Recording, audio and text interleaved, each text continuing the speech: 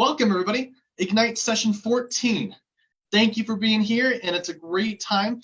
Is it today anybody's 14th session? If whether it is your first, your 14th, your 13th, your 12th, I highly recommend stay on, go all the way through, and continue back through to the session that you started. So today, if it's your first time, great. You're going to take this all the way through session 20.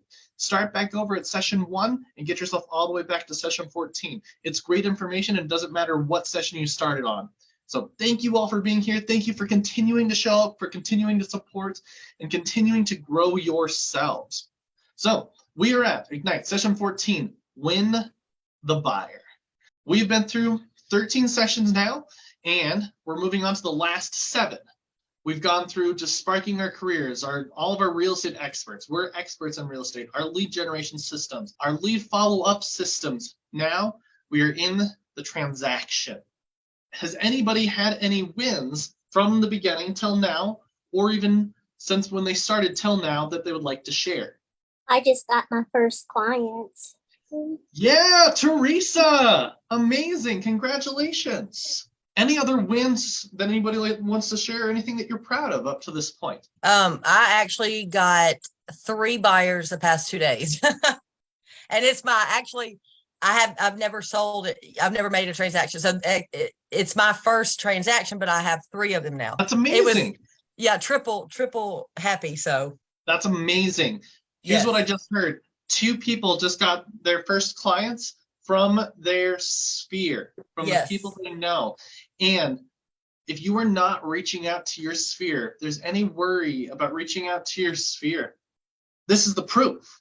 The sphere is one of the easiest places to find business when you start. And we know so many more people than we think we do. The great thing is it doesn't matter if it's been 2 days or 20 years. The best way to start a conversation with any of those people is, hey, and that's it. So great job. I'm gonna go over one more. Any other wins or anything that you're proud of from the last 14, 13, 12, 11, 10, so forth weeks? I had one of my clients finally under contract, find her something. I've been working with her since June. Woo! Congratulations. Thank you for sharing these amazing wins. Let's keep it going here. So we've got these appointments, we've got these first buyers, these first sellers. What are we doing? When we talk about a transaction, we have all of these things we've done in lead generation. Okay, we've covered becoming the real estate expert of choice through our value propositions. We've talked about lead generation. We've talked about lead follow-up, and now we're going to be covering our presentations, our transactions, what's going to be happening. So let's talk about today's agenda. We're going to talk about A buyers, not just a buyer, but A buyers. We're going to talk about getting the appointment. We're going to talk about preparing for the buyer consultation. We're going to talk about conducting the buyer consultation. We're going to talk about getting the signed buyer agreement. We'll do a quick recap, and then we'll touch on our daily success systems. The right approach to close for a meeting is the only approach. Just ask for it. Oh, no, that one's right behind my head. But this is the most important thing. Fun fact, 9.5 out of 10 buyers will sign if you ask. That's it. That's why a lot of buyers don't sign. It's because we don't ask. So we just got to ask for it. So let's talk about our A buyers. We learned in the last session about qualifying our buyers and why it's so important for you and your buyers. Let's talk about our A qualified buyers. So I'm sure at this point, for anybody who's been through this, we've seen this graphic a lot. Does anybody here recall what it is called? The funnel. What was your question? Do you recall what this graph is called? The funnel? Yeah, right. It's essentially the funnel. It's the lead generation model from the Millionaire Real Estate Agent. So we look at the top of the funnel, it's our lead capture. Then it's into our database. And then our leads are going to form relationships. We're going to go into contacts. We're going to prepare our contacts for conversion. We're going to get new ones. We're going to repeat, and we're going to get referrals. We go back into that cycle: capture, database, connect, meet, repeat, referral, so on and so forth. First thing, what is an A qualified buyer? Any ideas? Someone that's been approved. Totally. Calendar. Let's go. What would their timeline look like? So they've been approved. What might their timeline look like? Ready to buy in the next 30 days. Right there, Courtney. I think 30 that's days to buy. exactly. So to somebody who's ready to buy in the next 20 to 30 days, how do we follow up with an A buyer? We do it. We take some kind of action daily, making sure that we're bringing value to them, making sure that we're getting our appointments, and we are connecting with them as much as possible. We have essentially a 7-step buyer service cycle. So we look at the 7-step cycle, which should also be in your participant guide. We've talked a lot about models over the last 14 weeks. This model is proven to recap success with buyers. The success comes in any market with any buyer. We have our first piece, leads to appointments. We talk about lead generation. So since the beginning, we've had a lot of different systems of lead generation. What are some of your favorite ways that you've been doing your lead generation for anybody who's been in here for the full 14? Picking up the phone. Picking up the phone. I love it. Absolutely. What else? Mailers. Mailers. Definitely.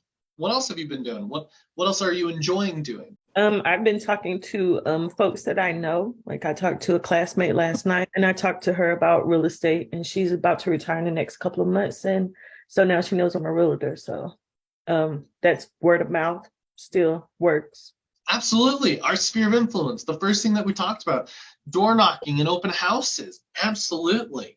You haven't been on before or haven't seen this. I like open houses a lot. It's one of the ways that I personally built a lot of my business. It's a big passion of mine. So all these different ways. One other way that I like to lead generate is I like to lead generate by having fun. I like to ask my agents that I coach, what's your hobby? What do you like to do? How can you turn your hobby into a way to lead generate? Whether it's hiking or crocheting or going and playing games or going out and singing karaoke, whatever it is, hiking, any of those things. Wine Wednesday. Oh, that's amazing. Yeah, let's utilize our ways, the things that we enjoy to lead generate, because lead generation can be a lot of fun. At the end of the day, really our job is not even to lead generate, it's just to socialize with people. Now, the next piece we have is our prepare for the buyer's consultation. So we have to set up the expectations, have the phone calls, have the conversations. Then we move into our buyer's consultation. The next piece is we find a home. What expectations are we setting around finding homes? Afterwards, we're offering and we're negotiating contracts. After we're negotiating the contracts, we're moving to that close. And then we're moving to our post-close systems, which should then turn into referrals, turn into repeat business, which would then lead to appointments, and so on and so forth. So it should be a continuous cycle. I don't know if you've heard this before here, but they say about 80% of people, and I think it was more like 82% of people say that they would use their realtor again. And if you've heard it before, please feel free to come off mute, or if you have a guess, how many of those, what percent actually do? 15. 15? And Oh, I heard 10. I would say 90%. That would be amazing, 90%. The reality of it is only 12% of people actually do. And here's why. Most realtors don't have the systems in place to continue to follow up with their people. If you are not utilizing Command to help you stay systematic with your database, you are losing on opportunities. There's opportunities within Command just to follow up with people on their birthdays, their home anniversaries, a bi-weekly or monthly email on their neighborhood. You don't have to do any extra work. All of these systems and things are set up in your Command just to help you follow up and stay top of mind. So if you're not using Command, you need to start, and if you need to learn, talk to your Market Center tech trainers. What kind of trainings do they have? Will they sit down with you one-on-one and go over some of those systems? Utilize these. So just talking about our A buyers and how we're following up with our A buyers. The other cool thing with A buyers is they should be the ones sending us the most referrals. So anything that anybody heard today, just already in this first piece, that was an aha. Sounds good. Keeping up All with right. your past clients in command. Absolutely. Utilize the That's tools great. that are given to you. Perfect. All right. Let's talk about getting the appointment. How are we getting our A leads to the buyer's consultations where we can win the buyer? So, first thing, as we've discussed before, the keys to converting an A lead are the following, and they should also be in your participant guides. So, first piece, respond right away to lead inquiries. Here's an insane fact. It takes the average real estate agent 56 hours to get back to somebody. 2.5 days to get back to somebody. If you want to stand out, one of the first ways that you can stand out above everyone else is just responding. Guess what? If you're in an appointment or if you're on the other line, use auto text responders. Hey, I'm in an appointment, but I will call you back very soon.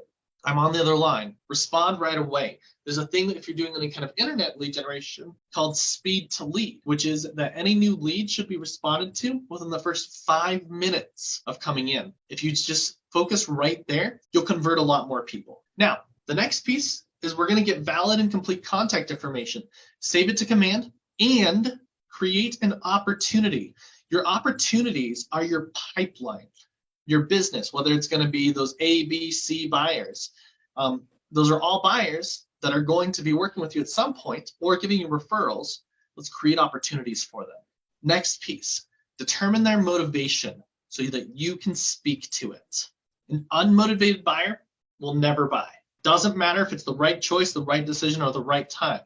An unmotivated buyer will never buy. And on the flip side, an unmotivated seller will never sell. Doesn't matter if it's the right time, the right price. So we got to figure out what is their motivation. And the fourth piece, I know math, I can see numbers, is set an appointment for a time and date for as soon as possible. What's something that's very important to do when trying to set an appointment? Ask for it. Ask for it. And how should we be asking for it? What style of question? Ask the client what would be the best time for them. So that would be a great, or- sorry. I was going to say, or you suggest the time so that they can't say, they can't put it off for another day. You would say like, is tomorrow at 5 or Saturday at 4 better? Something like that. Suggest it maybe. Is that the right word? Definitely. So give them an either or instead of a yes or no. One of the pieces that I found when asking somebody what works for you is I've given them too much freedom. And it turns out that conveniently, nothing works for them. So it's always given either or. So if I'm setting an appointment, it's going to go like this. So Teresa, I'd love to meet with you. So are weekdays or weekends better for you? Am I the client or the Yes, your potential clients. So are weekdays or weekends better for you? weekends, Fantastic. Mornings or afternoons? mornings? Fantastic. So I can meet you at 10 a.m. on Saturday, or would maybe 11 a.m. on Sunday work better for you? Okay, sure. I'll take the 11 a.m. Sunday. So one of the things I find, if you start big and work small, weekdays or weekends, mornings or afternoons. All right, well, 10 a.m. or 11 a.m. work better for you. And I don't even have to do different days. I could do 9 a.m. on Saturday or 11 a.m. on Saturday, giving the either or. I A like really that. good thing to practice if you're practicing your scripts, or I'm sorry, your conversations, is anytime your partner gives you an opportunity to say no, say no. It'll really throw off your partner, but it'll get them out of the habit of asking yes or no questions. Practice, tell the people that you're practicing with to do the same thing to you.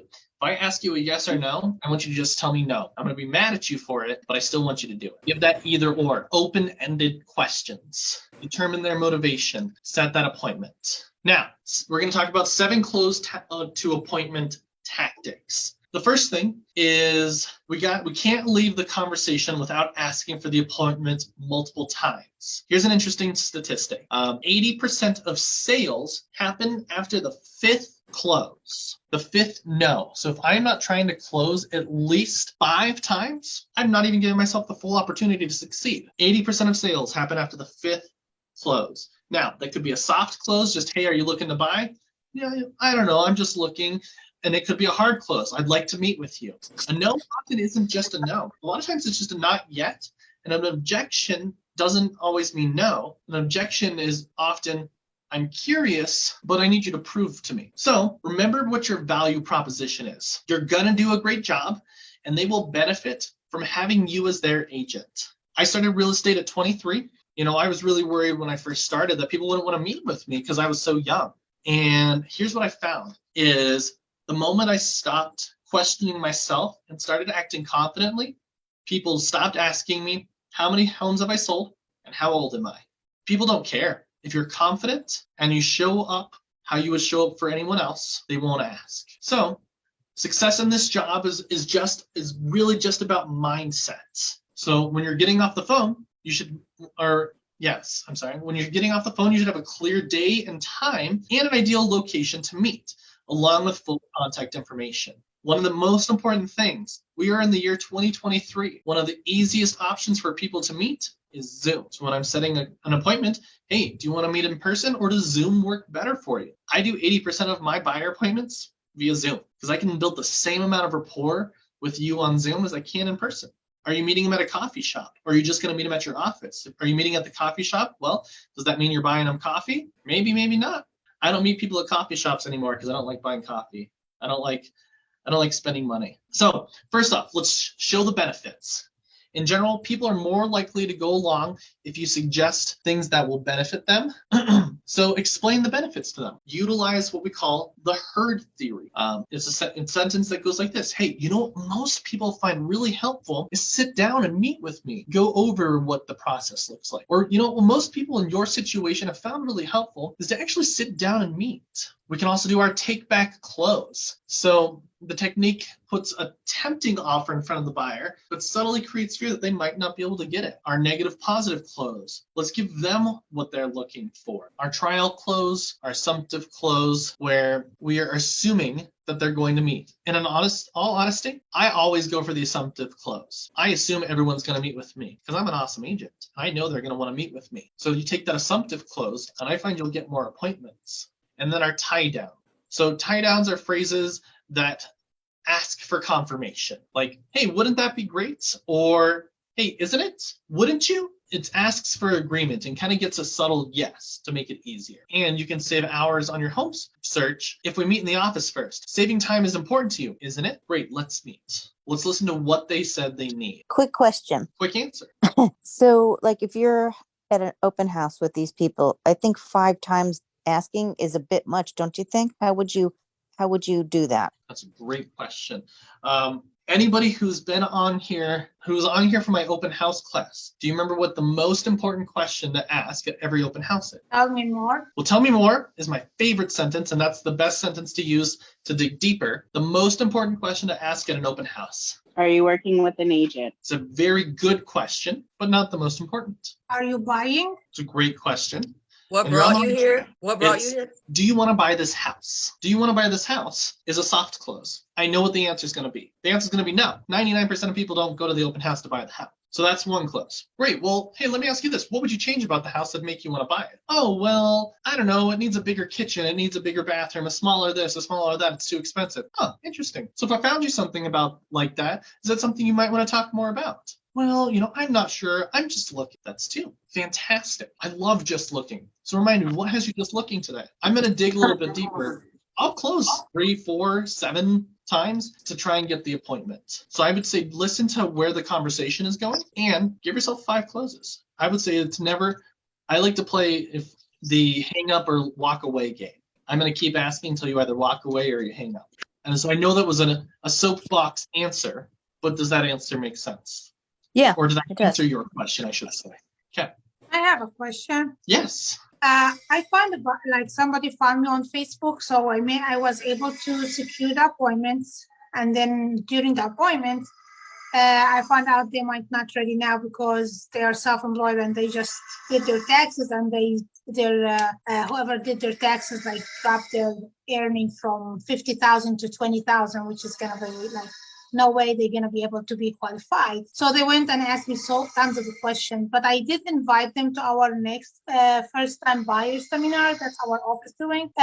What's your advice next? I know they won't be buying till the year, and I told them that after the first seminar, the first home buyer seminar, is to reach out to a lender. What's other advice you would do for me? That's a great question. So I'm going to follow up your question with a question, and then I'll talk a little bit more. And this is a question for anybody. How far out is too far out to meet with a buyer before they buy? I don't think, anytime you can meet with them, I think. Yes, it is a trick question. It is never too far. Whatever somebody says their timeline is, I say perfect. And let's so that you said your person, what, a year and a half out, probably? A year when they get their next year taxes, probably next January.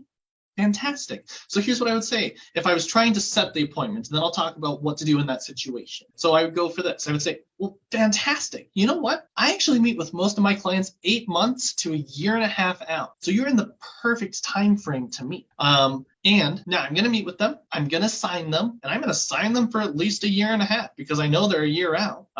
Most buyer agreements that I've seen, you doesn't have like a specific timeline for how long you can sign somebody. Now check your local area rules. Or here, I can sign a client for 3 years. Oh, I did not sign. I met with them, but I did not sign them because they said they're not ready now. But I invited them for my seminar, and I added them to my command or app. Perfect. So we need to make sure we set out another appointments soon after that home buyer seminar so that we can sign them. And here's what happens. So for those people, maybe they'll buy in a year, maybe they won't. But what happens if they get a lump sum of money that they weren't expecting? Also, if I continue to follow up with these people, treat them like I do any client, they'll most likely send me a referral in the next year. And when it's time for them to buy, they'll buy with me and hopefully send me another couple of referrals. So I'm going to treat this person just like I would any other client. Even if I know that they're never going to buy, I'll still sign them and I'll continue to follow up, continue to treat them like they're buying, in the next 6 months. Hey, just want to touch base. Maybe I'm only calling them quarterly, but I'm still going to continue to follow up. Does that make sense? Yes. It's a great question. Good. So let's talk about some buyer objections to the appointment. When a buyer objects to a meeting with you, what are your first thoughts? Is it rejection? Is it definitely no? Are they being unreasonable? And the answer to all of that is those are just limiting beliefs. Objections are actually really good things. They're a buyer's signal to kind of get themselves to another step closer. Objections are just a response to maybe I don't know enough yet, or you haven't answered all my questions, or maybe I just don't trust you enough yet. You haven't built enough rapport. So the first thing is to just ask questions. And what's the best question to ask always? We already heard it from, and I apologize, Ines? Yes. What's the best 5-word sentence? Tell me more.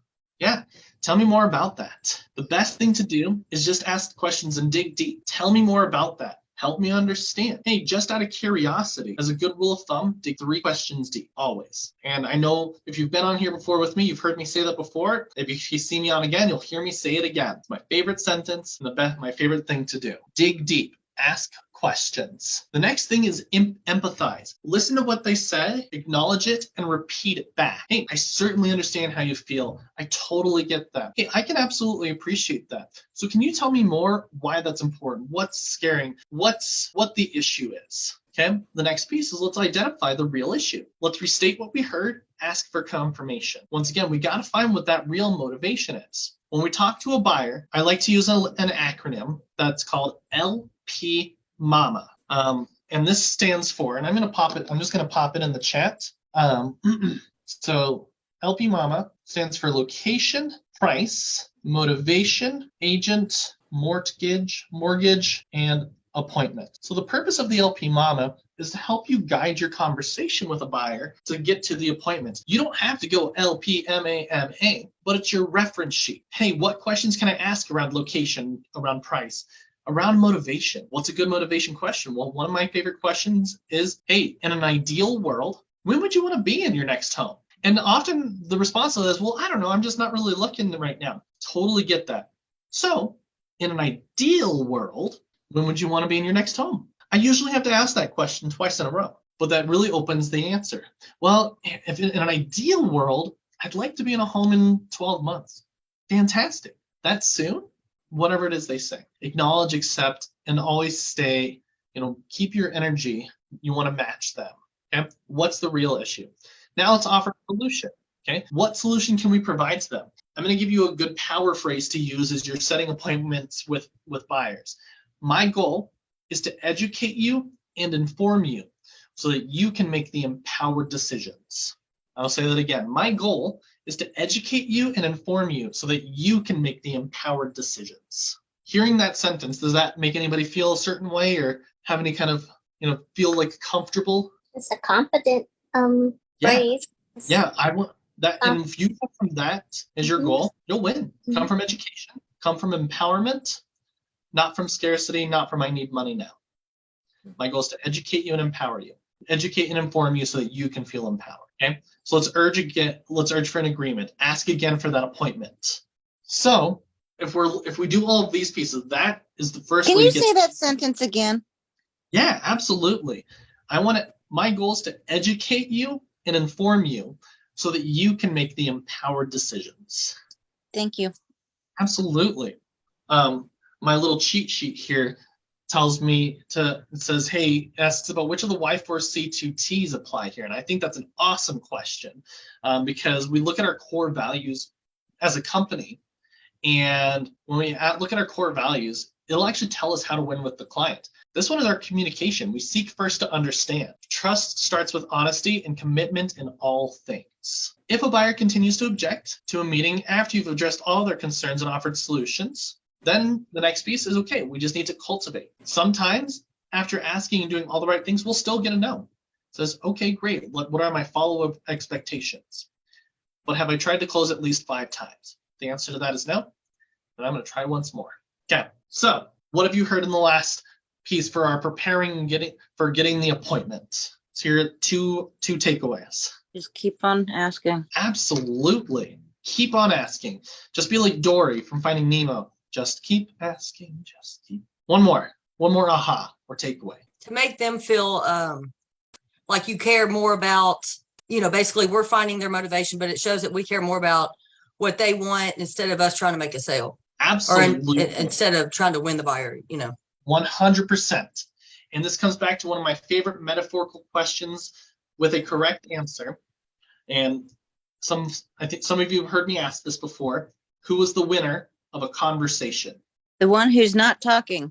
The The one listener. who yes, exactly. The one who talks the least. That's the winner. I'm a competitive person, so I like to win all of my conversation. I talk the least by asking more questions. The best way to prepare to practice your conversations is to just practice asking questions. If you look at the LP Mama, see if you can create 10, 15 questions for each letter.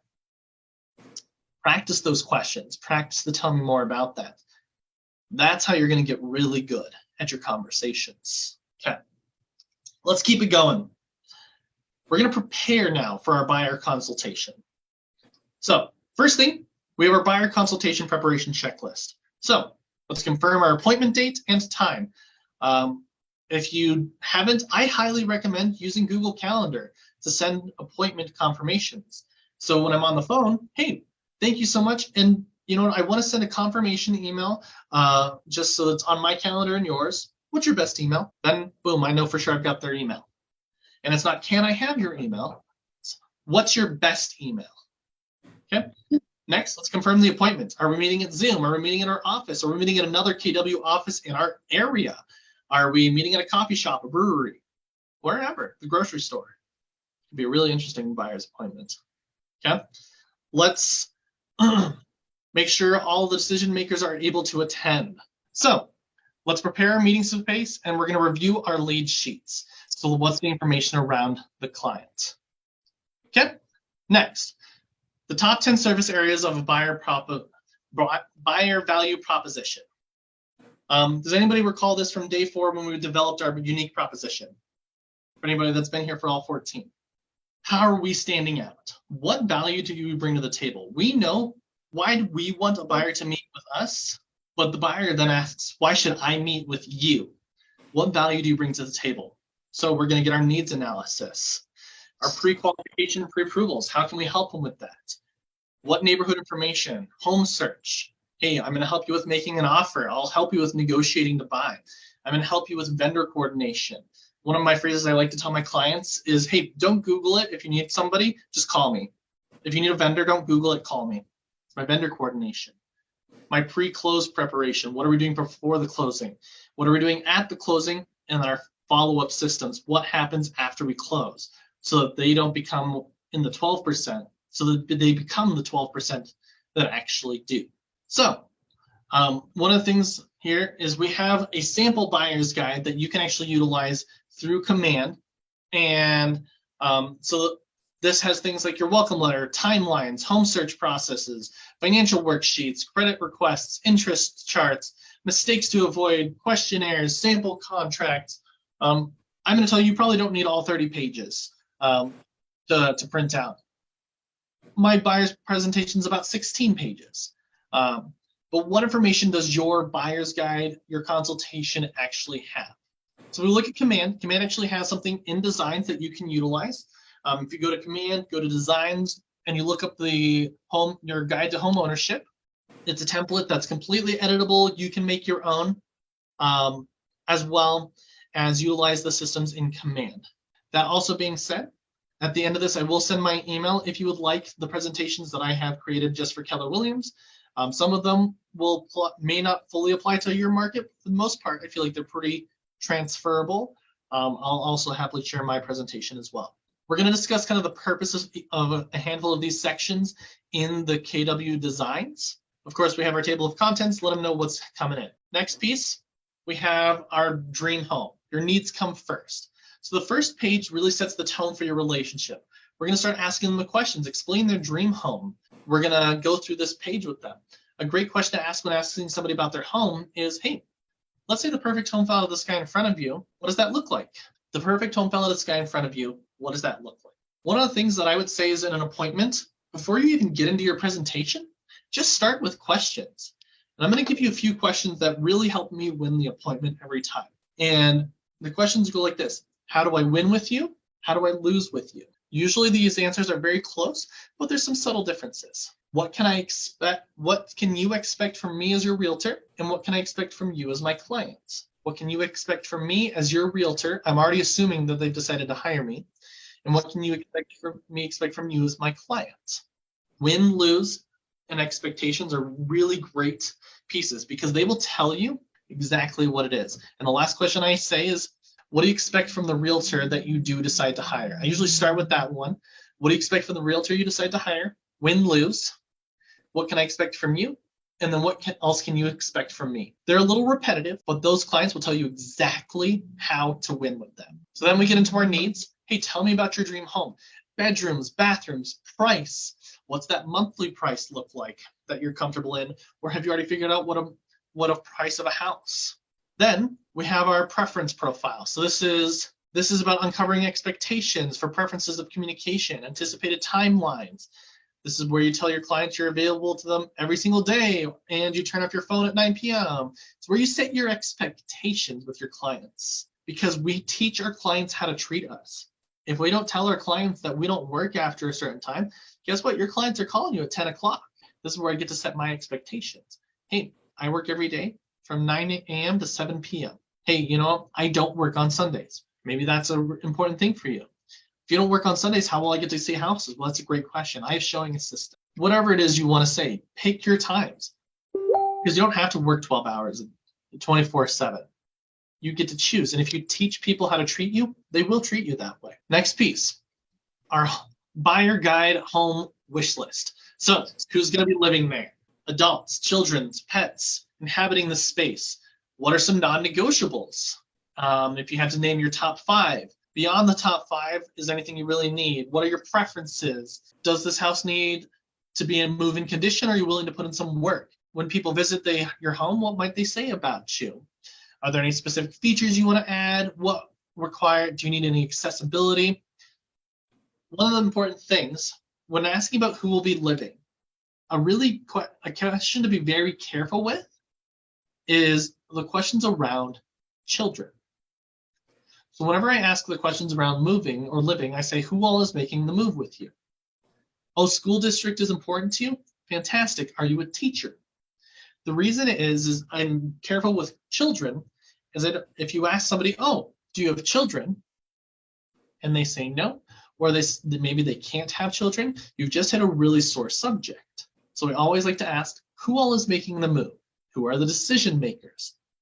Now, if they say, oh, it's me and my children, or me and my family, me and my whomever, dig a little bit deeper. Great. Who are these folks? Oh, you said it's you and your partner. Who's your partner? Oh, it's me and my husband, Joe, my wife, Sally, my sister, it was the bakers, the candlestick makers, who is living with. Next, neighborhood insights. You can get some templates and neighborhoods in Command. And in reality, you probably don't really need full-on neighborhood insights, but if you wanted, you could put like a sample of the biweekly neighborhood nurture in there. Hey, here's some great information that I'll be sending to you. Buyer guide and how home buying works. So one of the most important things I think is very helpful is going over that process with somebody. Hey, here's what that process looks like. In a real estate transaction, there's about 70 steps. I'm going to be at the forefront with you on steps 1 through maybe 15 and 55 through 70. Now, 16 through 54 is a lot of behind the scenes things that you may not see. But hey, here's how much earnest money you're going to need. Hey, an inspection, we recommend these inspections, and that's going to cost you this much. Hey, an appraisal, if you're getting a loan, is going to be about this much. It's okay to be very upfront, and in reality, you're going to be thanked for it. If you go through that process with somebody and explain them what to expect, you will be thanked, and they will be extremely happy with you for it. I've met with people who've bought 5, 6, 7 times, gone through that process with them, and they go, holy cow, thank you. Nobody has ever done that before. Because people, or maybe they forgot. So I don't care how many times somebody has bought, I'm doing very close to the same presentation. I'm not making any assumptions because we don't know what they remember or what they've never been told. So go through that process. How does this work? What can I expect? What does a typical day of home showings look like? How many homes are you willing to show in a day? What are things that we should be looking out for? What's the difference between a single family home and a townhome and a patio home? Or what's a foreclosure? Some of these things are going to be helpful in your conversations. Okay. Buyer affiliated business agreements disclosure. If it's needed in your area, make sure to have this. You must have some kind of affiliated business agreement for any business that you partake in, or if you are using some kind of system through Keller Williams, make sure that you have one of these. Talk to your market centers, find out what the rules and regulations are, is what I'm going to say on that one. Excuse me, Ben. Yes. My paperwork is not following your paperwork. Oh. It's like 3 slides that you just showed, and it's not in my handout. The possibility for that one, and I don't know the answer here completely, is that this is something that is already made in KW Designs in Command, and that could be why. My guess is it'll be back on track with what's in your paperwork in just a moment. Okay, thank you. Absolutely. Thank you for asking. So when you're talking about loans, who are your vendor partners? We can't take loans. We can't do any of that. Utilize that to your vendors. Be what I call a professional deflector. If it is not in your realm, deflect it. Hey, you know what? That's a great question. And that's actually a great question that my title, my lender, my inspector, my so-and-so would know. It's okay to do that. Doesn't mean you're any less of an expert. It means you know your areas. Be a professional deflector. And be very comfortable with this statement. Hey, you know what? I don't know, but let me find out. Because you will never know everything. So as long as you're willing to say, I don't know, but let me find out, nobody's ever upset with that answer. You got to give your value proposition and what are you bringing to the table. One of the things I put on my value proposition is the Y4C2Ts. I put it in there. Hey, remember how you said communication is super important to you? That's right here. Oh, you said somebody you can trust? That's right here in our value. It's our core values. That's why we should be working together. So from talking about the buyer's presentation, and like I said at the end, I will pop my email in the chat so that you guys can shoot me an email to request the documents for our buyer's presentation. So what did you hear from this last piece that maybe stood out to you? Let's hear 2 or 3. I got a little tripped up when you were saying, here's what you can expect from me as your realtor. Yeah. And then you want to ask, what are you expecting? What can I expect from you as my client? But what was the other one? Great question. What are you looking for in the realtor you decide to hire? Ah. What can you expect? What can I expect from you? What can you expect from me? How can I win with you? How can I lose but with you? Do you usually just- ask all these questions to your buyer? Every client I meet with, buyer or seller, every person I meet with, I asking these questions because they're going to tell me exactly how I win the appointment, how I get them to sign with me. So you saying you're literally asking, how can I win with you and how can I lose? Yeah, absolutely. Okay. And then I'm going to dig deeper. They're going to tell me these answers. And then I'm going to say, okay, great. So you said trust is important to you. Can you tell me more about what that means? Oh, okay. You said I lose with you by not being clear. Can you explain a little bit more on that? I'm going to dig a little bit deeper. By the time I'm done with those questions, I've kind of already won the appointment most of the time, for at least my buyer, because they've already built that trust. And then I'm going to go into, all right, let's talk about the home. What are you looking for in a home? I like to call them my touchy-feely questions. That's just my, however you want to address those kind of questions. Yeah, I got you. I just was missing that last one. Thank you. Yeah, definitely. What else? Let's hear two more takeaways from our last piece. I think it's okay not to have all the answers. It's okay to deflect and redirect to the right party. Yes, absolutely. All right, one more. Someone Nothing else? put it in the chat, but I really liked setting your availability expectations because I tend to make myself available whenever, and I kick myself sometimes for that. Absolutely. And I see that now, Michelle. So thank you for saying that, Vicky. Yes, we teach our people how to treat us. And that's really not just in business. In all active aspects of our life, we do teach people how to treat us. So, perfect. Let's keep it going. We're going to talk next here. We're going to talk about conducting. Oh, maybe I got a little bit ahead of myself in the buyer consultation because that was all preparing for the buyer consultation. So my apologies, everybody. We're going to talk a little bit deeper into conducting. The first thing, so prior to meeting up, we should have given them, I like to email them a copy of the presentation, and then we're going to move in here. The thing to remember is I am knowledgeable and caring and the best agent for these clients. They will appreciate my expertise and preparation and choose me to represent them as they buy a house, as they buy a home. When you show up as the expert, you show up confidently, they won't question you. So the first thing, when you come into an appointment, welcome the buyer. I like to avoid the question, how are you? When I welcome my buyers, my sellers. First reason I like to avoid that question is, what if I come into this presentation and I say, hey, how are you? What if they answer like, you know what, I'm pretty terrible, or I'm pretty bad, or I've had a really sucky day. Well, I've already started off the appointment negatively. So when I welcome my buyers, or really anybody, I like to ask one of two questions. It's, hey, welcome. Hey, how's it going? Or, hey, what's been the best part of your day today? Or, hey, what's going good for you today? What's been the best part of your week? You're going to get a much better answer. And they might just be like, hey, you know what? It's meeting with you. Oh, thank you. You get to do one of those moments. How are we effectively greeting them? If we're in person, if we're meeting at the office, should I be getting them water? If we're meeting at a coffee shop, should I be offering to buy them coffee? If we're meeting in a brewery, offering to buy them a beer. So let's make sure to look at how are we having that conversation in the beginning. Okay. Then we move into that needs analysis. So the win, lose, expectations. What does the buyer need? Okay. Now, next piece is something that a buyer may ask about.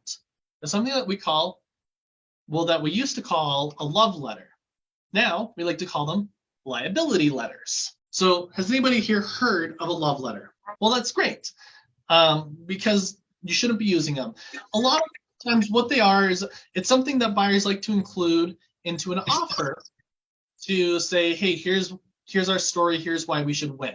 The issue with love letters and why we call them liability letters is because these can seem innocent, but can lead to liabilities where they can potentially represent fair housing risk because they can easily reveal personal information such as race, religion, familial status, which could be used to knowingly or unknowingly in the seller's decision to accept or reject. So we avoid the liability letters. So if a buyer ever asks you about it, you can just say, hey, you know, we used to, but we now just call them liability letters because it can lead to bad situations with fair housing law. We move in, we continue through our presentation, and then we move into getting the agreement signed. So what is the goal of any buyer's consultation? I would say there's two goals. What would you say are the two goals of a buyer's consultation? To win the buyer, Yep, to win the buyer.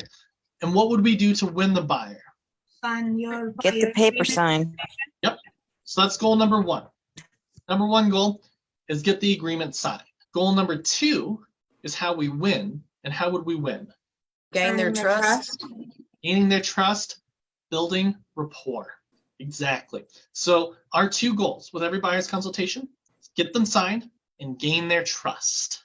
And I will tell you, if you just ask questions, a lot of agents, they start out their presentation like they're preparing to start singing. They're going, me, me, me, me, me, me, me. When in reality, we should be learning all about you, right? Win the conversation by asking more questions. If you start out your presentations and you focus the presentation really around them, you'll win. Because at the end of the day, they don't really care about you. They care that you care about them. They may know you from any aspect of life, but if you come into that conversation and not coming from a place of empowerment, education, and care, you've already lost. People can smell commission breath from a mile away. Does anybody know what commission breath is? It's when you walk up to someone and you go, oh, I need a commission. That's commission breath. Don't go that way. Come from that education and empowerment. So closing for the agreement. Come on now. We're wrapping up our buyer consultation. Okay. So offer your KW app. Okay. You have a really great KW app to utilize to give to your buyers. It's a home search app, kind of like Zillow, but better because it's more accurate data. It also communicates with your database. Okay. We'll explain what's going to be the next steps. We're going to set them up on a home search. Guess what? If they're not buying for a year and a half, I'm still setting them up on a home search. And maybe that home search is just sending them an email once a week, once a month. Great. It's still staying top of their mind, top of their, what we call their mind share. Okay? And so you're the first person they think of when real estate happens. Okay. Send information on neighborhoods. We're going to get them connected with the vendor partners. Guess what? If they're not pre-approved yet, fantastic. Hey, why don't I have my lender give you a call right after this? Or talk to your lenders. A lot of lenders, if you're sitting in a buyer's consultation and you call them in the middle of that consultation, it's like, hey, I'm sitting here with buyer A and Z and they're looking, but they haven't been pre-approved. Do you have about 5 minutes to just start the conversation? Oh, great. Hand your phone over. That's a great thing to do in an appointment. Then it starts building that trust. When I meet with my buyers, I sign 95% of them. The only ones I don't sign are the ones I don't ask. Now, the next question, the next thing that might come up is, hey, you know what? We just don't like to sign anything, or we're just not ready to sign. The next piece is, typically speaking, when somebody doesn't want to sign, it means I haven't answered all of their questions. So what questions haven't I answered for you? And they'll tell you what their questions are. And some of them still might try and give you that pushback. Not very many. You got to make sure that in your presentation, you're transitioning. I'm going to go from my intro to my presentation to the signed agreement. All of that's happening in that 30 to 45 minutes. Because if I let them leave without a signed agreement, the likelihood of them signing it goes down. I think it's like 50%, if not more. Get them to sign there. You are tugging on their emotions in that moment. What kind of stuff do you find that they need more clarification on? Contract. It's typically just like a specific section on the contract. The other So piece that you're showing them the sales, purchase and sales? The exclusive rights to buy, or the buyer's contract. I'm not going over a contract to buy and sell in that moment. It's just a buyer's contract, or whatever in your area, whatever way that you use to sign a buyer. I'm going over the agreement. Oh, you're saying they have a question about what's in on that? Yes. Oh, okay. Typically, they have questions on that. Now, you might get the folks to say, you know what? I love it. I just got to think about it. Once to think on it, I haven't answered everything. What haven't I answered? well, blah, blah, blah, blah, blah. I'm going to go into that. And some of them are really just going to be like, hey, you know what? I don't like to sign. I don't like to move into things right away. The easiest solution to do for this is, hey, totally understand. Let's do this. Let's sign it today so that I can start working on your behalf today. And if you change your mind or you get home and you realize that I'm the worst person that you've ever met, which I get it, happens sometimes, call me up. I'll cancel the agreement tomorrow. But at least we can get started working for you today. I've never had someone call me up and want to cancel it the next day. I had in my area several people says, no, we don't like to sign. Nobody around here signs. I like to work with multiple agents, and or I don't want to commit. I'm not sure. So how do you handle those? It's a great one. Hey, I like to work with multiple agents. Totally. What's important to you about working with multiple agents? Well, they might be able to find me other deals. Oh, that's great. Well, here's the reality is technically, if an agent is showing you properties without a signed agreement, they are breaking the law because they are probably giving you opinions. And if they give you an opinion, they just broke the law. By law, we are not supposed to be giving opinions and ideas to people without a signed agreement because we are not a fiduciary. We cannot share our opinions. We can stay factual. So that's one of the things I'll talk about, depending on, and I'm going to judge it based on the conversation. The next one is, well, they might have something else off market. Well, that's great because I actually have the biggest network of real estate agents in the world. I have 180,000 realtors that I work with. If there's going to be something off market, guess what? I'm most likely to find it.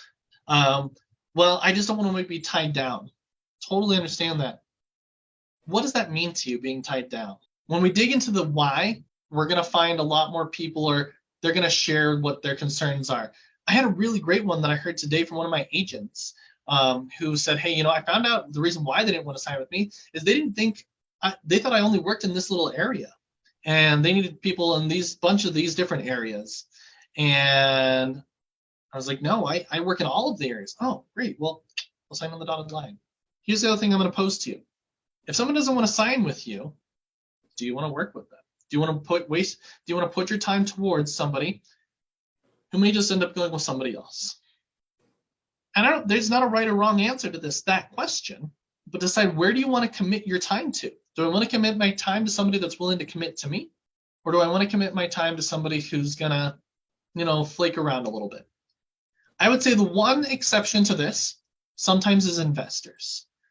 Some investors will work with you on a specific deal, and then we'll work with others on other ones. I tell you, in my 6 years, I've only had a few people who really, really for sure wanted to work with other people. Because in the reality, we have access to the same resources that they do. And we also have more access to agents than most of the other agents do. That was a long answer. Did I answer your question? Yes.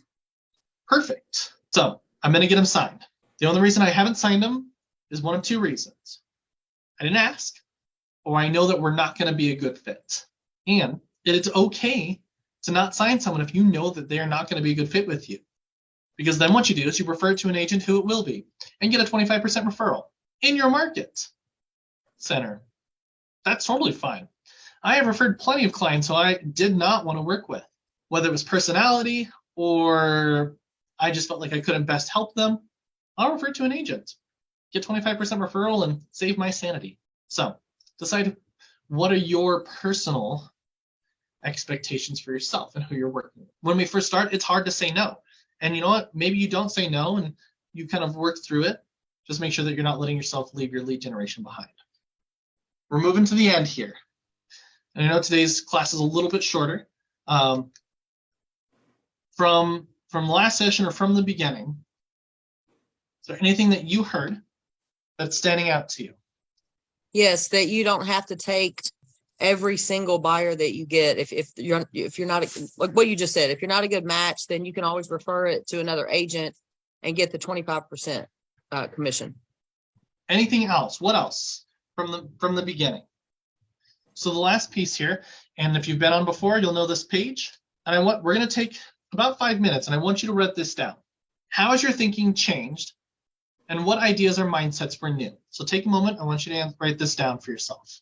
After you're done, we're going to write, what do you feel differently about and what was meaningful to you today? And I'm going to stop there. So we're going to take about we're going to take about 3 minutes for these first three questions.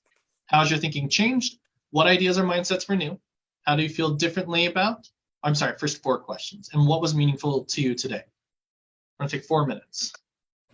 I know it's only been about 3 minutes, but for anybody that has completed, I'd love you to share some of your answers from one of these first 4 questions. How your thinking changed? What ideas or mindsets were new? What do you feel differently about, or what was meaningful to you today? So I'd love to hear from 3 people. On the how my thinking has changed, I'm just going to do it real fast. I was making it harder than it is as far as the buyer's presentation. This class has given me a lot of tips that I'm going to use.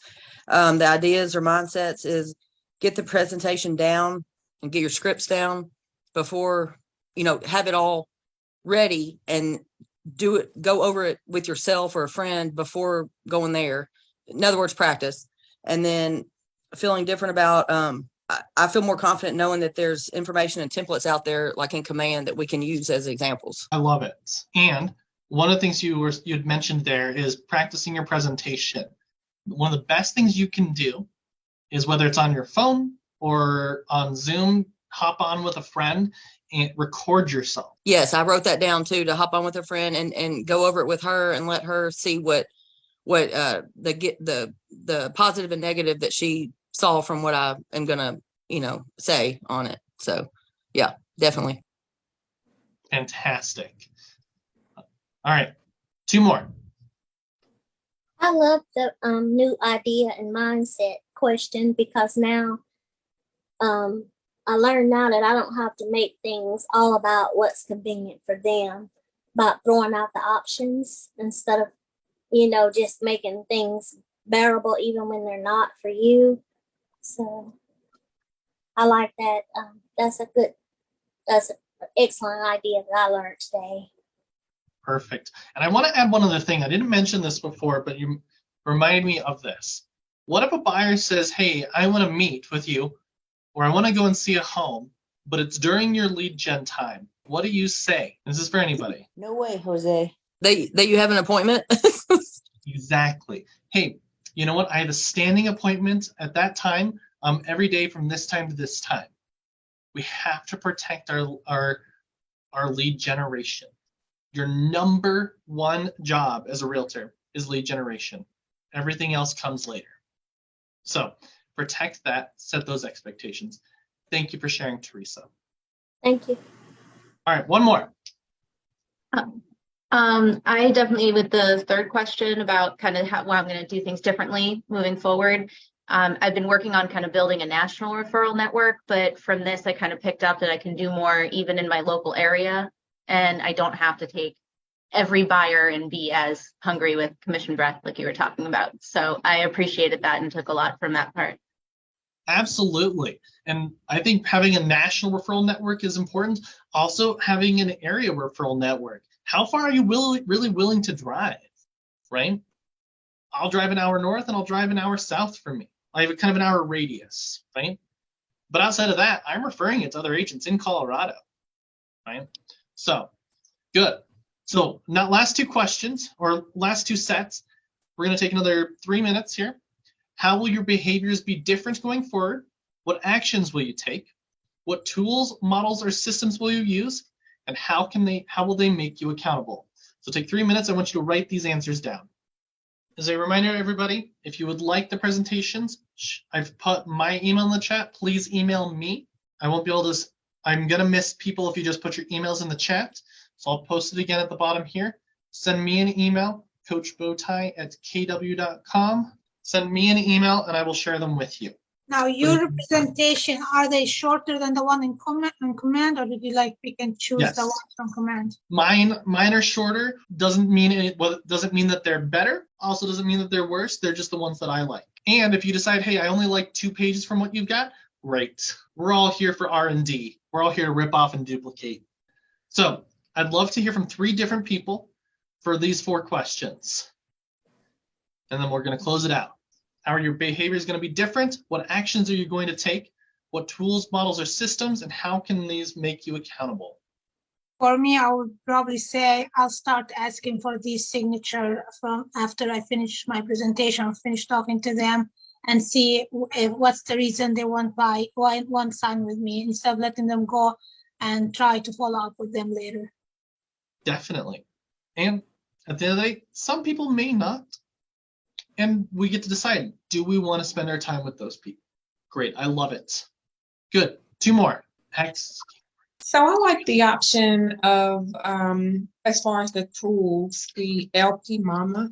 So the different scripts and variations. The other tools that I like is Command, of course, the buyer and seller guides, and the smart plans as far as systems, and the goal setting options in Command also. I think it makes will make me accountable, because like once I set my goal setting up, it's there, it's in your face, it's letting you know if you're hitting your goals. The smart plans will trigger I think it's more of the task that you set up. They'll trigger whether you're, the due dates are coming or if I'm late. So those are some of the systems. I know we didn't talk about a lot of that stuff, but that's what came to mind. Great. And you know what? You're going to hear what you need to. And if it brings something else, fantastic. I love that that's what you were able to take away. Command helps you stay systematic. And that's the best way to look at it. Thank you so much for sharing that. All right, 1 more. So since no one else is going, I'll do the one for how my behaviors will be different going forward. So basically, just showing up with confidence and assuming that these are going to be my clients that I'm going to work with. So I've had like in script practices, I've had a bad habit of using suggestive language such as hope and kind of like beating around a bush. And so my coaches and some other peers have been saying, just land the plane, stop circling around and just land. So those are some of the things that I hear again tonight, is that, just ask these key questions, be confident. People don't know that, they just don't know that you don't know everything. As long as you show up confident, like you said, Ben, this is my first class, sorry about that. Like you said, if you show up with confidence, they won't question you as much. Absolutely. I think that's incredibly valuable. And the best way to practice this is when you're practicing with your peers, if they ever get the option to say no, tell them to tell you no. If it's, hey, would you like? No. Hey, is it okay with you? No. You'll get out of that habit real quick. So thank you for sharing that. All right. So we have our daily success system. If you've never been on before today, the daily success system. How are we tracking our successes? Well, we have what we call they changed it. It used to be the 10-10-5. So 10 conversations. Okay, talk to 10 people. You know so many people. If your social media has 100 people, boom, you have enough people to talk to for 10 days. I also want to get 10 contacts to my database. Has anybody here not heard about this number, 201? Has anybody not heard about this? That's you should have that amount in your you should have that amount of contacts Okay. in your database. Why? In your database. Why? Okay, you got me there. I don't know. Anybody Make wanna help over her out? 100,000 or 100 something. Yes. The average agent that has between 201 and 1,000 people in their database are making 100K a year. So if your database is not at 201, that's your priority. Get your database 201. Okay, your social media engagement. So how are we engaging on social media? How many appointments are we getting? What's the end of the goal? What's the end goal of all of our conversations? Really is appointments. Yes, we want to build rapport. We want to build relationships, but we want to get appointments. And we're always closing. Okay. Now, as remember, don't be on America's Most Wanted. Do not call anybody on the do not call list. Please stay compliant. I believe the average fine right now for calling on the do not call is something like $10,000 to $15,000 at a minimum. Don't do it. Don't risk it. No need to go for that biscuit. There are other ones to get. Talk to your market center, see if they have a way to scrub your lists for the do not call. It's a great question. I engage every conversation in the spirit of contribution, and people are happy to be in relationship with me. People want to speak to me. People like me. I'm going through the last couple slides for, if you have not joined our Facebook page, scan the QR code, scan the Keller Williams Dual Career Code, join us, be a part of us. It's where you can find previous recordings of other sessions, any updates, other things that are shared. So if you haven't scanned this, join us. Send me an email if you want those presentations. Thank you so much for being here. I appreciate you all, and have an amazing rest of your Tuesday. Okay, thank you. Thank you. Thank you. Thank you. Thank you.